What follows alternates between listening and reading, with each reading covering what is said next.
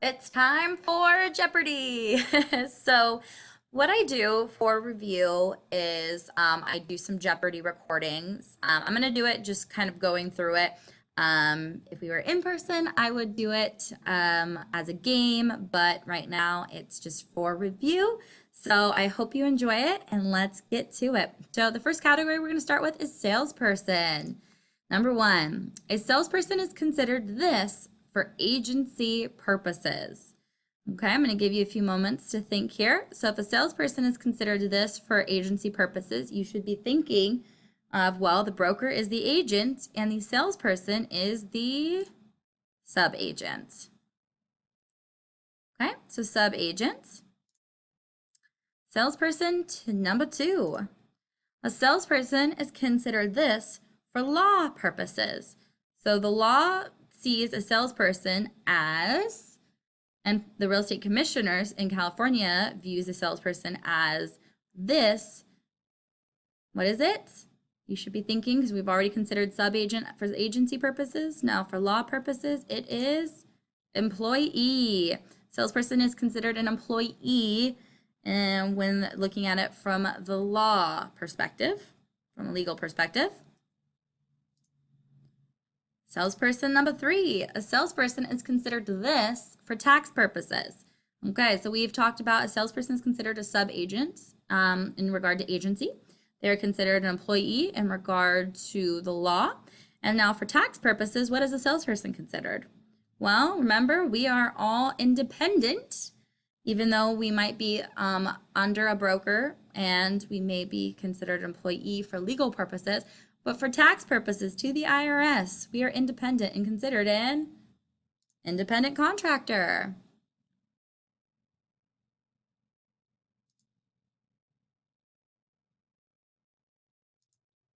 The real estate broker is responsible for the real estate salesperson's actions in relation to the sale of the property and may be liable through this. So now we're thinking of the agency relationship. So remember, the broker is responsible for any salesperson's license under them and how the salesperson acts. The broker needs to be manage and supervise the salesperson accordingly because the broker is liable of the salesperson's actions through what? What is it? You should be thinking about it. Vicarious liability. Vicarious liability. So I hope you are answering and coming up with these answers yourself without me doing this, but this is why we're doing it. It's for review. Some of these you might not have come to memory, okay? Come to mind as quickly as others. So vicarious liability. Salesperson number five. So this is the hardest one in the category. Let's see. A real estate salesperson has a fiduciary duty to these two people. Remember, a real estate salesperson acts underneath a broker in regards to whether, let's say if it's a sale of a home, they're either representing on the listing or the selling side of it. Well, a real estate salesperson has a fiduciary duty to the broker they work for, as well as the principal. So it could be the seller or the buyer, for instance.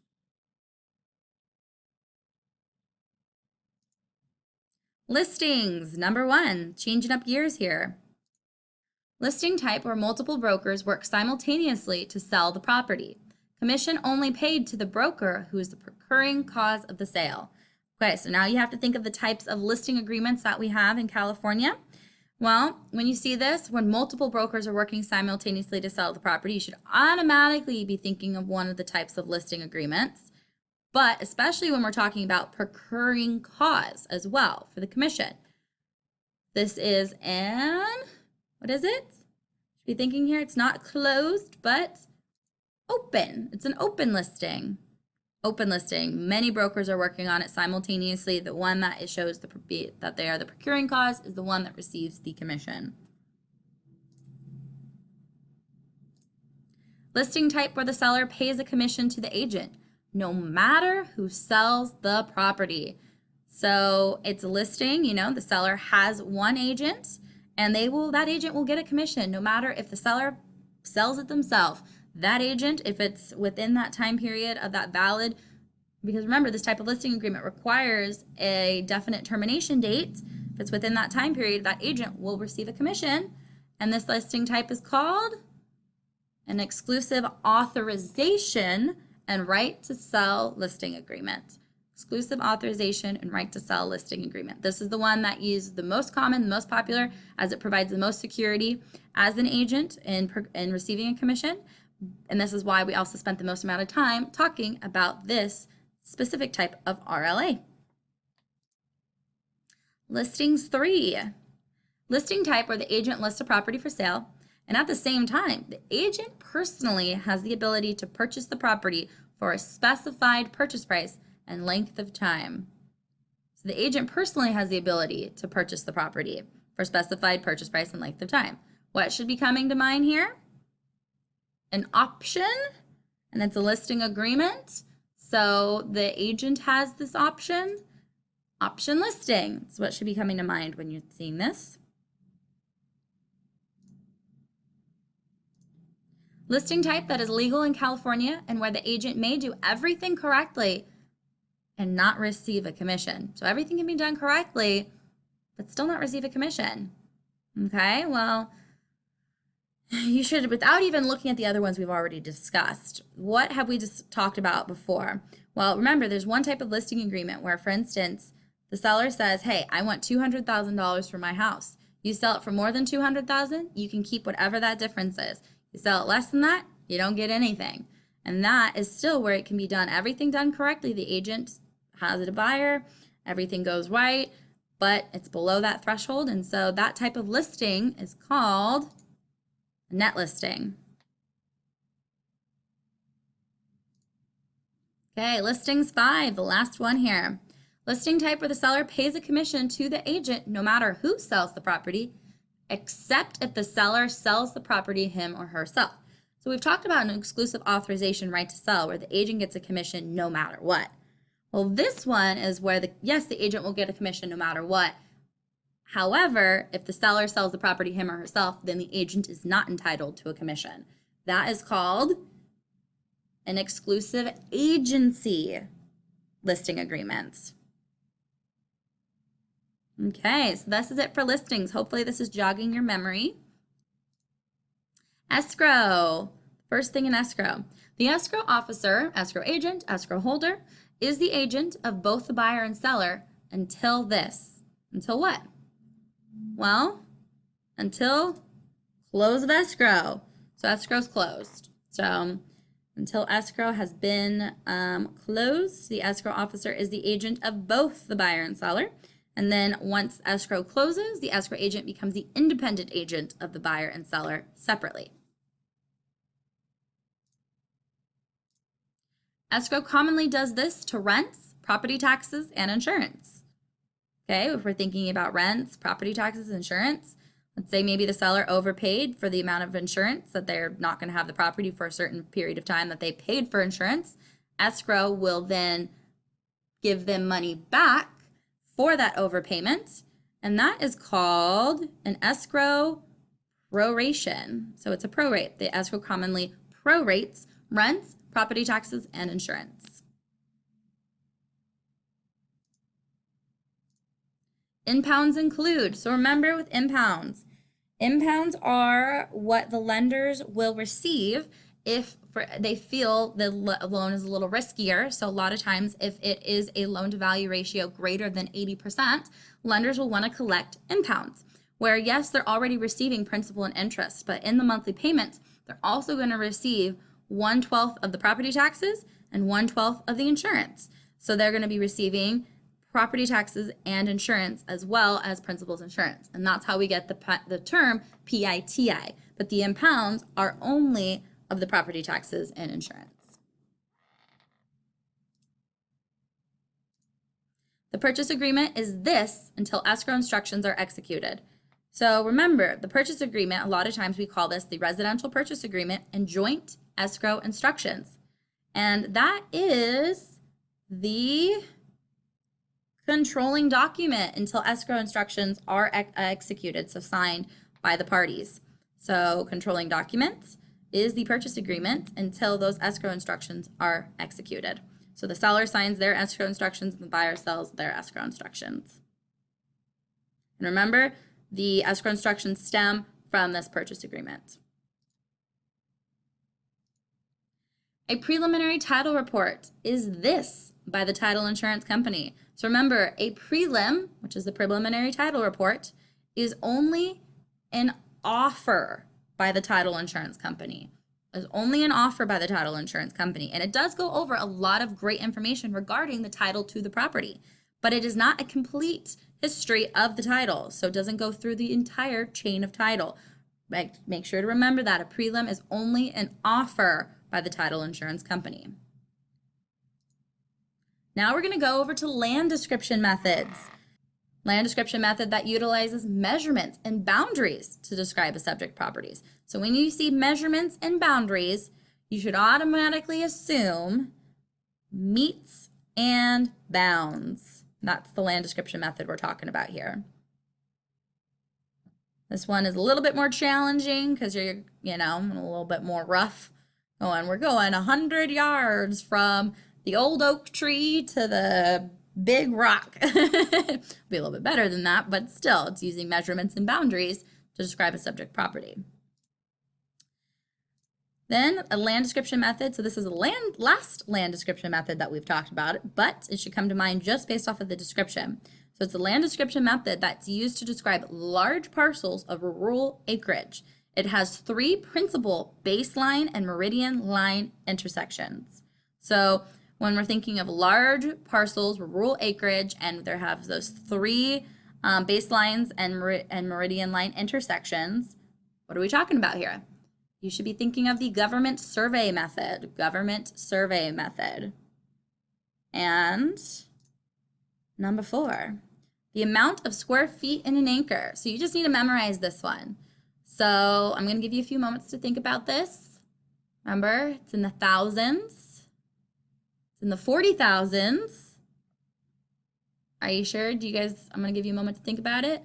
Well, it's 43,560. That is the amount of square feet in an acre. Commit this to memory. You don't really have to do any math anymore on the California state exam, which is super great. Sometimes there are a few questions you might get. A lot of the times you won't get any math, but if you do get some, you do need to be aware of the 43,560. That is very important. Okay, land description methods. We're going to be piggybacking against that government survey method.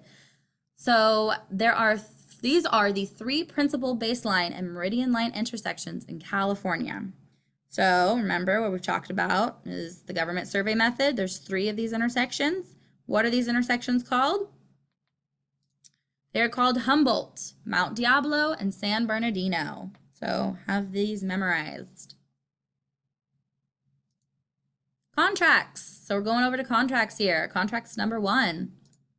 A contract must be for a lawful this. Okay, so you should be going over what makes a valid contract. There are some elements to any valid contract. And then what are they? Well, it has to be lawful. But what does it have to be lawful about? It has to be of a lawful objective or purpose. Can't be for, illegal drugs, for instance. It has to be of a lawful purpose, legal objective, legal purpose. Contracts number 2. Sufficient consideration is anything of this. So remember, sufficient consideration is a requirement for a valid contract. Sufficient consideration does not need to be money. It can be, it's called the bargain of exchange, and we call this, it's anything of value. Sufficient consideration is anything of value.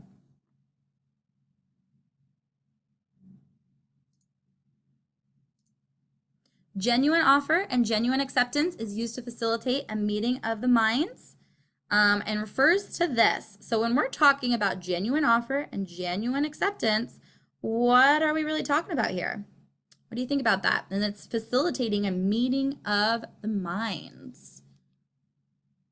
I'm giving you a few moments to think about this. We call it mutual consent or mutual assent. They kind of are used interchangeably on the state exam, but that is a required element. Genuine offer, genuine acceptance, automatically assume mutual consent, and that is making a meeting of the minds.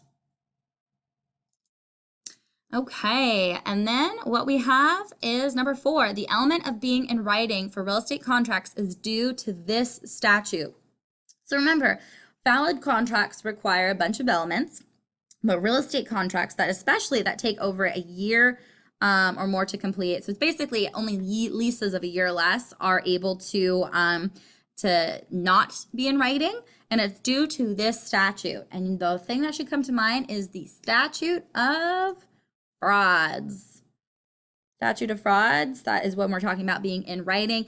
Also, statute of frauds is required for pretty much any real estate, not any real estate, but any contract as well that takes more than a year to complete as well. So, but for real estate contracts, it's pretty much all real estate contracts need to be in writing except leases of a year or less. Contracts number 5, the last one in this category. This is the predetermined amount the parties to a contract agree to as the total amount of compensation an injured party will receive if the other party breaches the contract. So what we're talking about here is we're talking about the amount of money somebody would be entitled to if the other party breaches the contract. Well, it's predetermined and it's in the contract, and we call this clause the discussing damages a party will receive, and it's already predetermined. It is a liquidated damages clause. That's what we're talking about here. Okay, now we're going over to freehold.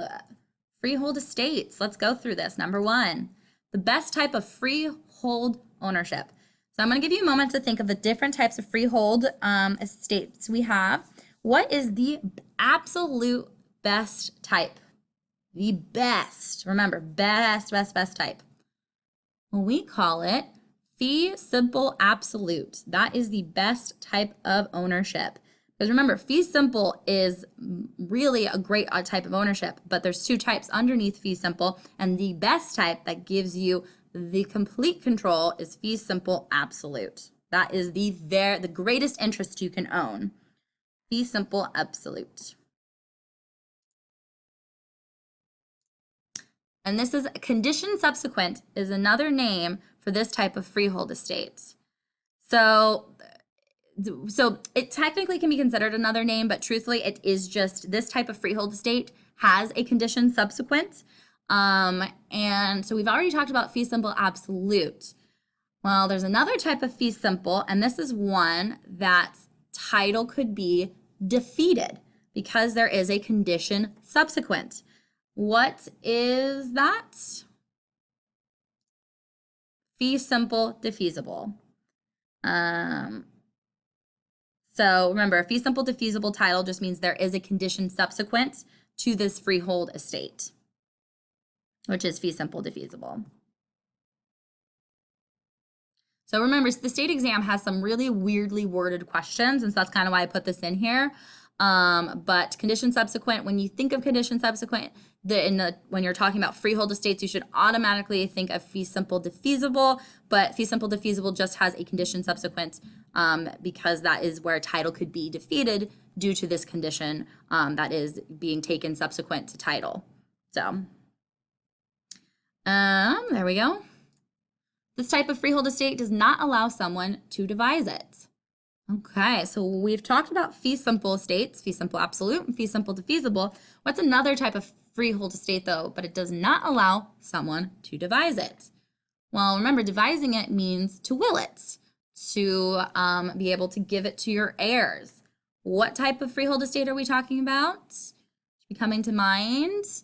So you can't, once your life is over, or your life is over, you can't give it to someone else. So your life is over, you should be thinking life estate. I don't know if that's the best way to explain it, but that was just one way. Life estate. Freehold number 4. So this type of estate occurs at the death of the life tenant, and the property reverts back to the original property owner if the person is still alive. Okay, so if we're thinking life tenant, you should automatically be thinking of a life estate. And what type of life estates do we have? Well, if the life tenant were to pass away, well then at that point, if it's stipulated that the property will revert back to the original person, if they're alive, of course, that then is called an estate in reversion. I wanted to see if you guys can get it. So estate in reversion is this one where it reverts back to the original property owner when the life tenant passes away. Now, number 5, this type of estate occurs at the death of the life tenant, and the property goes to a designated person. Well, it's going to someone else, a different person. So remember, we've always talked about estate in reversion. What's another one that falls under this? Well, it's going to a different person, a remaining person, estate in remainder.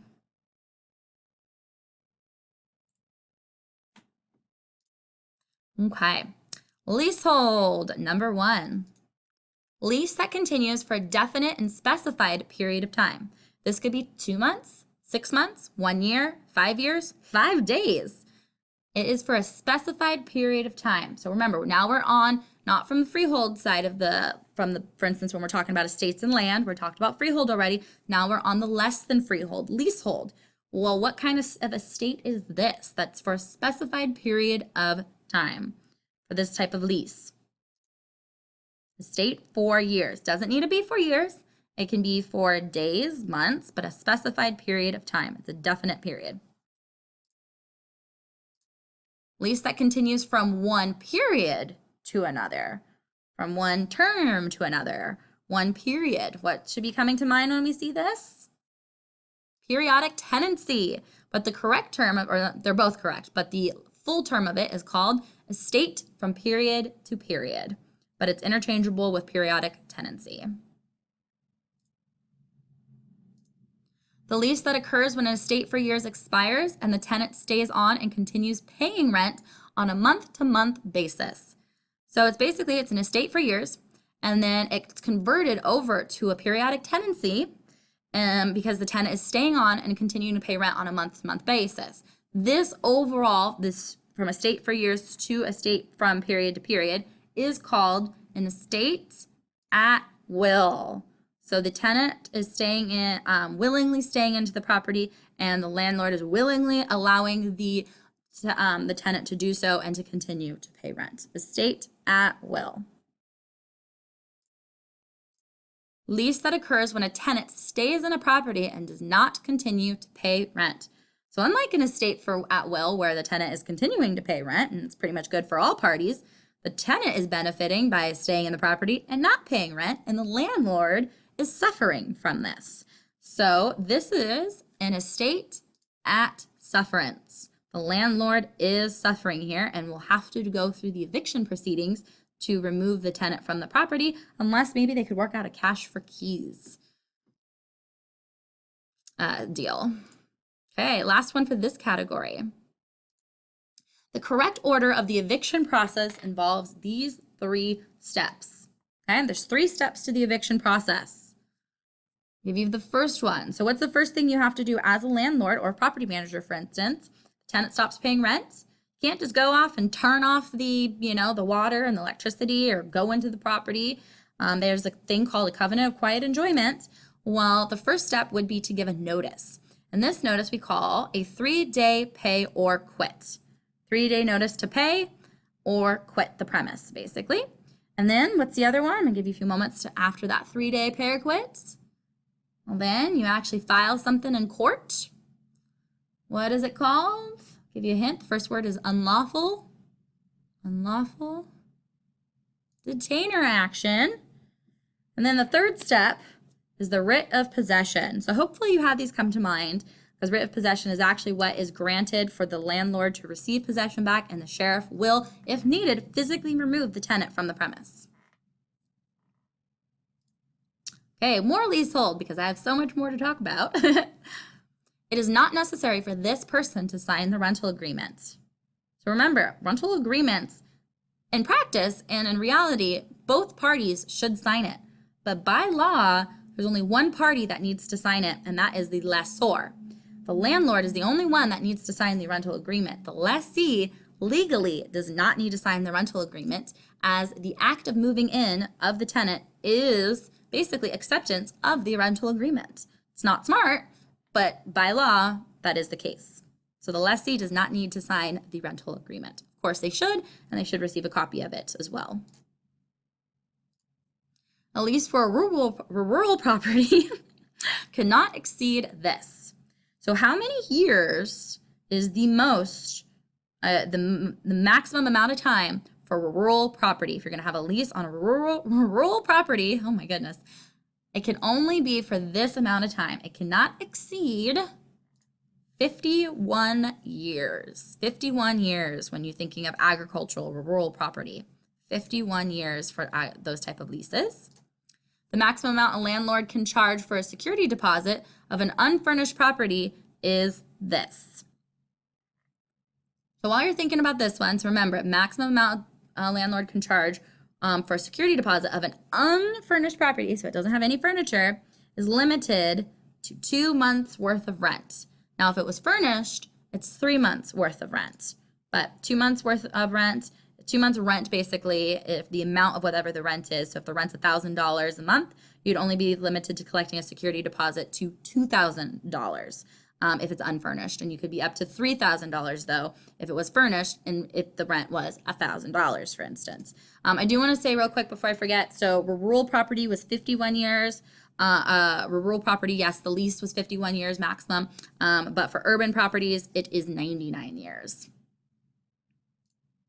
A landlord must return the security deposit less cost for damages and unpaid rent within this amount of time of a tenant vacating the property.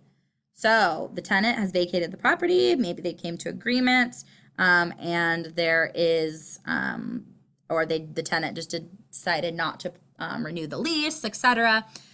Whatever, the tenant is out of there, but the tenant's going to want their security deposit back. And by law, the landlord has to return the security deposit back to the tenant, less the cost of damages and any unpaid rent, and there has to be accounting of those damages also as well. So it has to provide that, the statement, with the remaining amount of security deposit that goes back to the lessee, the tenant, but it needs to be provided within 21 days of the tenant vacating the property. 21 days.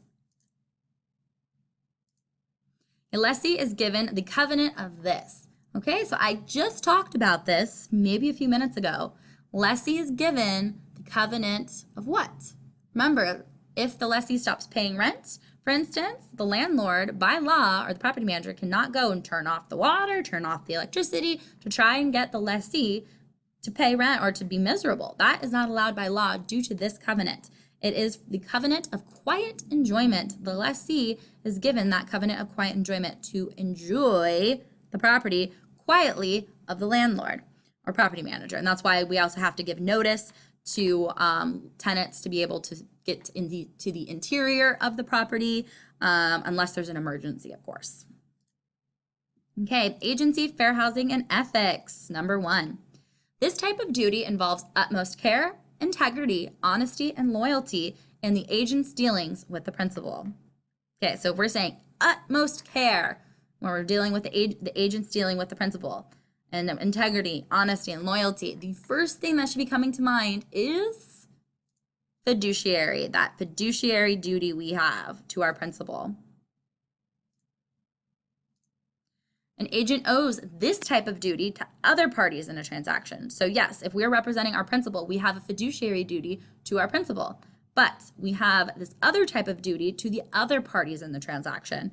We have to, of course, to the disclosure of all material facts, but we also have to have the duty of honest and fair dealing. So we have the honest and fair dealing of this one, and that's the one that the agent owes this type of duty to other parties in a transaction. Number 3, this is the Maine Federal Fair Housing Law. What is the Maine Federal Fair Housing Law? This is the big one. So remember, there was one that we had, but it was largely ignored for over 100 years. So the main one that really implemented federal fair housing was the Civil Rights Act of 1968. That is the most important one. That's the one we call the Maine Federal Fair Housing Law. So Civil Rights Act of 1968. So remember that year, 1968. Owners who take in these people are exempt from following the California Fair Employment and Housing Act, Rumford Act. So remember, if, for instance, you have a home that you live in and you're going to rent a room out to someone, you are allowed to discriminate. You're exempt from the California Fair Employment and Housing Act, so the Rumford Act, if you decide to take in boarders. You're exempt.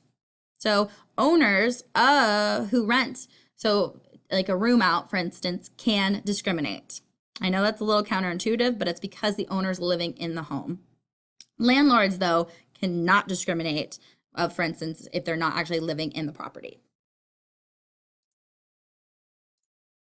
Actual fraud and negative fraud are types of this. So remember, we talked a little bit about fraud, misrepresentation. What kind of stuff are we talking about here, though? Let's see here. Intentional misrepresentation, because actual fraud and negative fraud are, you are intentionally basically lying. And then we have another type of misrepresentation, which is called negligent misrepresentation, which is an honest mistake. But actual and negative fraud fall under intentional misrepresentation. And that's it for this Jeopardy game.